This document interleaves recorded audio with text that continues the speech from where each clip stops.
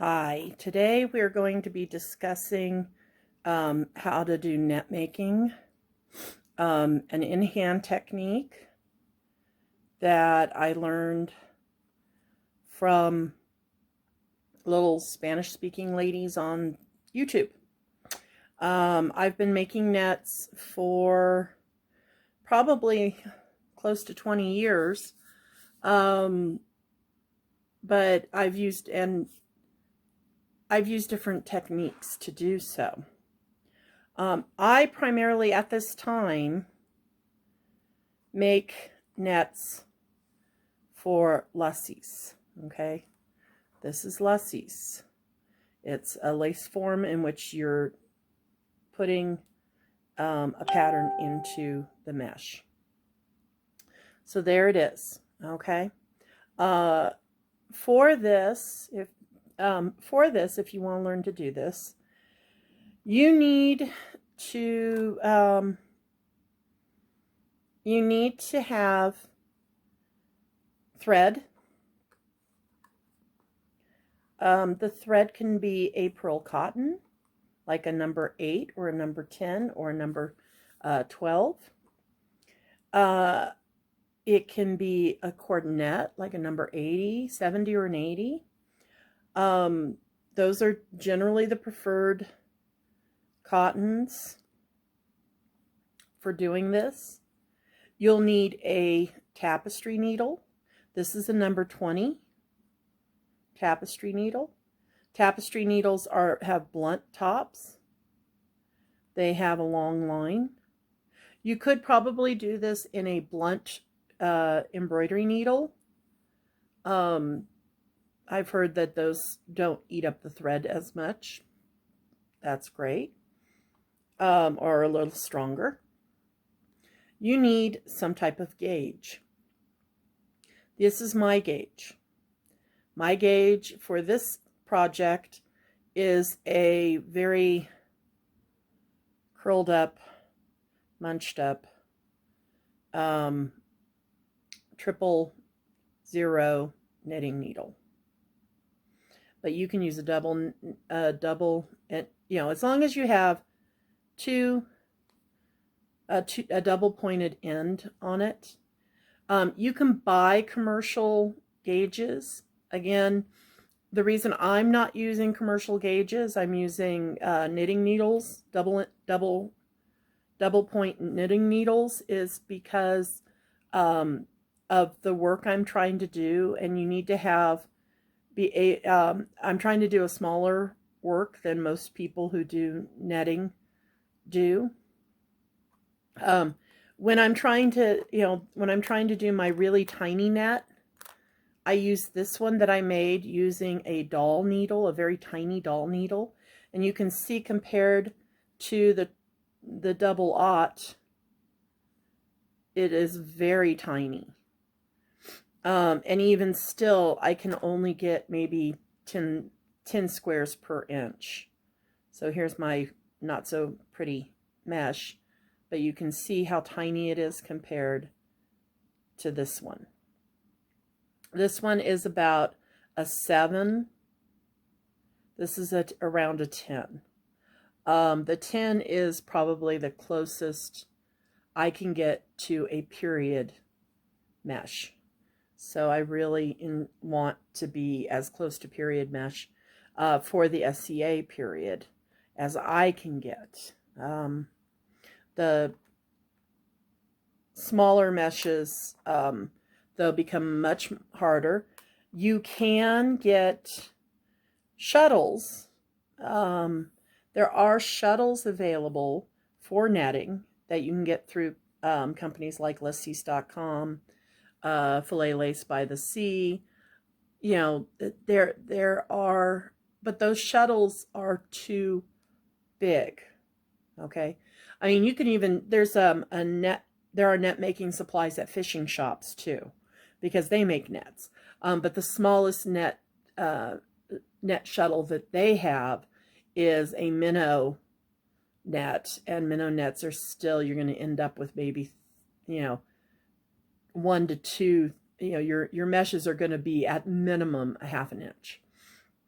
Okay, so why am I using this technique? It's a technique that really seems a little easier than some of the other techniques when you're dealing with little itty bitty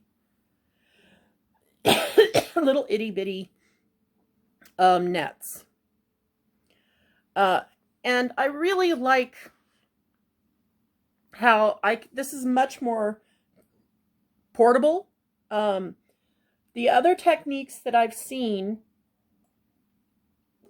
require something to tie it onto, to put your net onto. This technique is done in hand. Again, I said I don't remember if I mentioned that I was watching YouTube videos of women from a Spanish-speaking country. I don't know if it was Spain or Latin America or Mexico, Central America.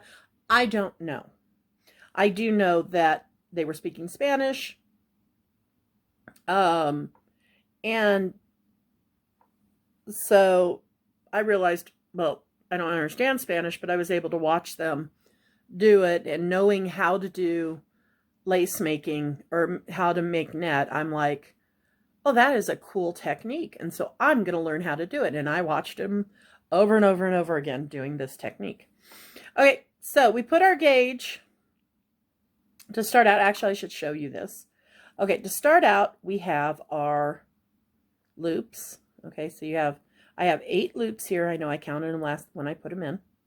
We have 8 loops here.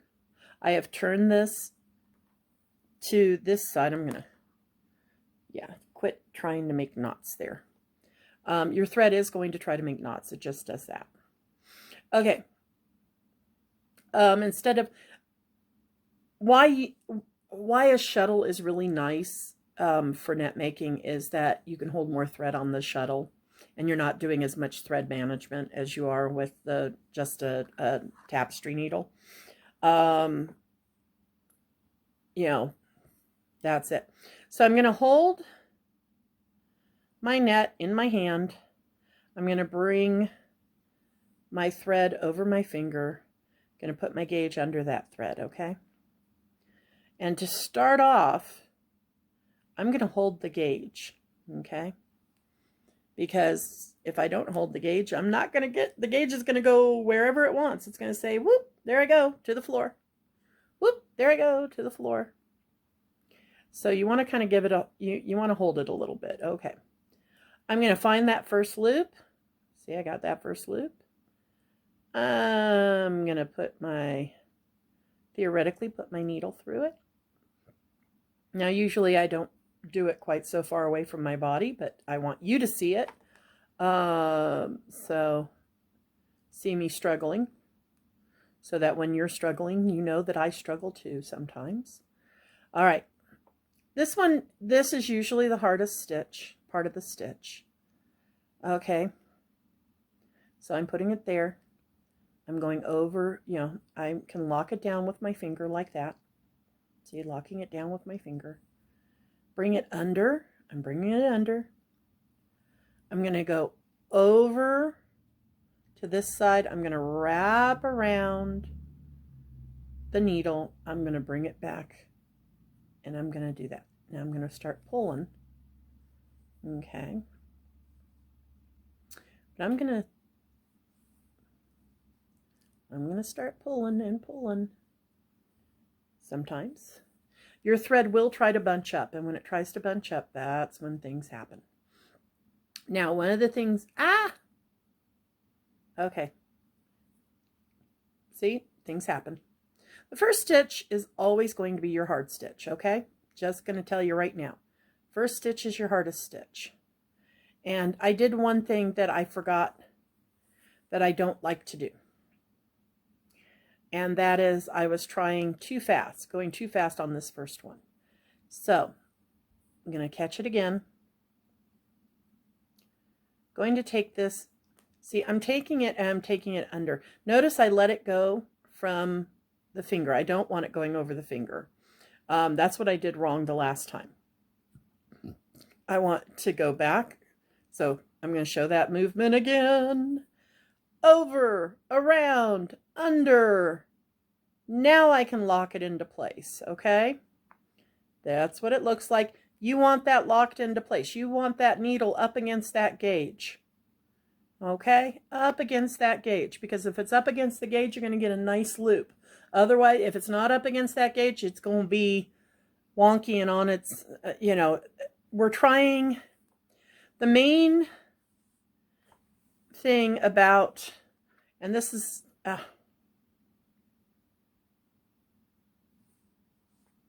okay. Well, I think I got it. Okay, I'm going to tighten it up.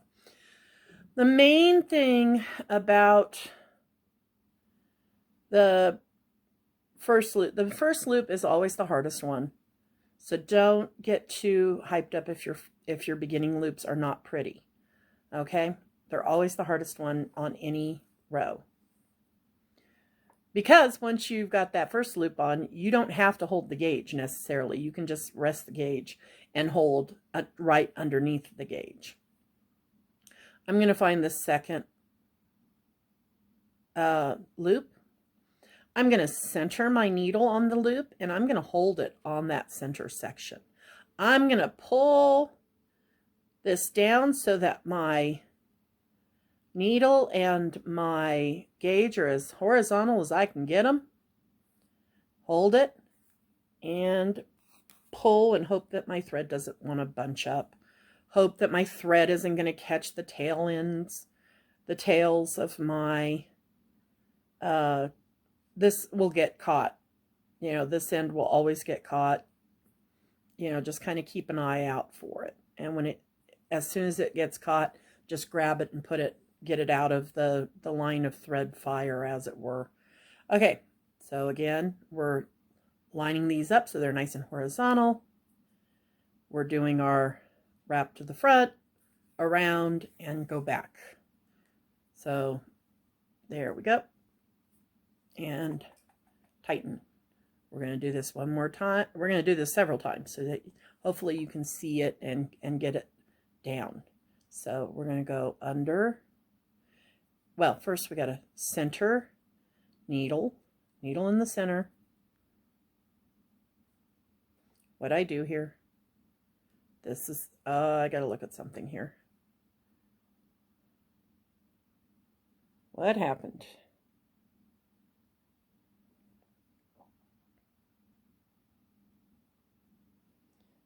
Okay. Well, that's just lovely. I had, for some reason, did it not? I think I got it. For some reason, it happens, but I was able to fix it without having to completely move things, and my gauge just went flying. Okay, so we have 1, 2, 3 on the loop. And note, I am going ahead and putting this, I'm just putting it back in. I lost my gauge and just putting it back in, no big deal. There we go. We're back at work. Okay. I'm trying to straighten everybody out so that I don't, because all these, you don't, are there ways of keeping things from getting all gunked up like that? There are. You could use a little bit of wax on your thread. Just, a line of beeswax or thread management. That does help. Okay, let's try that. Yeah, there we go. We're back on track. Okay. So, center. I'm going to center again. I'm going to go over. So I'm over my gauge. Okay, I'm over my gauge. I go between the needle and the gauge when I come to the front. Okay. I'm going to cross over and do kind of a figure 8. It's a figure 8 movement. Okay. And then I'm going to pull. One more time. I'm going under. I'm catching my needle, centering my needle on that middle, on that loop. I can pull out my gauge a little more so I have a little more work room. I'm going over my gauge, under my gauge, over my needle, around my needle, and back under my gauge. I'm making sure that I am as close to the gauge as I can get with my thread, and I'm pulling very tight. I am holding my thread when I'm like this. You know, when I'm like this, I do kind of hold my thread there until I grab it, and then I use my middle finger as, give it a nice, useful, polite use by putting it under my, to help manage my thread. Okay, and I'm on my 8th loop. I'm on my 8th loop. Okay, let's settle up. Didn't like that. I don't like that, so I'm going to drop. That's okay. Center it up as best I can so everything is nice and horizontal. These two are very close together. Under, over, under my figure 8 pattern. Pull my through, pulling my thread through, tightening so that the knot is nice and tight. And now I've got 8 loops on here, but I'm trying to expand this. So I'm going to put a 9th loop on. So I'm going to go, and all I do is I just add that loop to that 9th loop to the end. So I go bloop, bloop, and just like before, over, under in that figure 8, and then pull. And like, yep, see, it just bunched, tried to bunch on me, but we're good. I'm going to give it a nice good tug, tug, tug, tug, tug, tug, and we are ready to start another line. Okay, so there's my, I got 1, 2, 3, 4, 5, 6, 7, 8, 9. And straightening it out again, because that's what I spend a lot of time doing when I'm doing this. Okay, we're going to start at the top real quickly. If you want to, increases and decreases are done either at the beginning or the ending. I do my increases on the beginning, my decreases on the end. Or no, do my increases on the end, my decreases at the beginning. A decrease, if I was doing a decrease here, I'm still expanding, but if I was doing a decrease here, I would take and put the through 2 to decrease. But instead, I'm only using, I added 1 at the end, so I'm still increasing, okay? I'm going to show you, because we got to hold our little buddy here so that he doesn't decide to go flying off. Okay, there we go. Putting everything as close as we can. And let's see if I can do this quietly and just kind of show you how it progresses and why I like this technique. So I go in, under, over, under. I'm going to do this quickly. But it's all in hand. It's not something that's being, it's not something that I have to do. Always trying to keep it horizontal on, keep the two, the needle and the gauge parallel.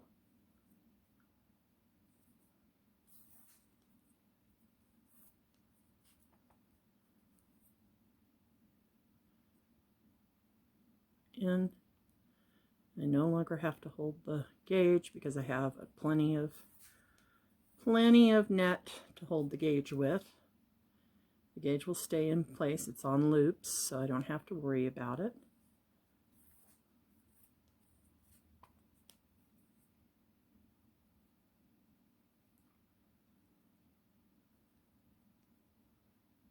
Round figure 8.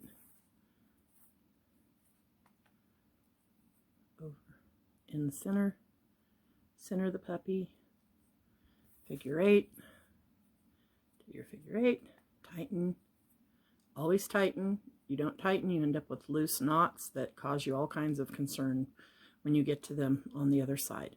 First knot on the last loop, first knot on the last loop, second knot on the last loop. What if you don't want to increase or decrease? You're making a rectangle or a square.